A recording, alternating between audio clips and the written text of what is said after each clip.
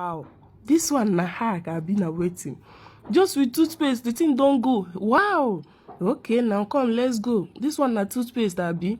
This one na cracked phone, and this one na towel. Why go use see the magic? Okay, oh, let's go, let's go, let's go. I don't put the toothpaste on top the cracked screen. Oh, shey una dey see.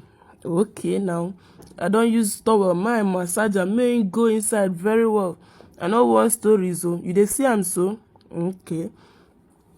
So you don dey do am, you dey see am. Okay, I can't wait to see the magic. Wow.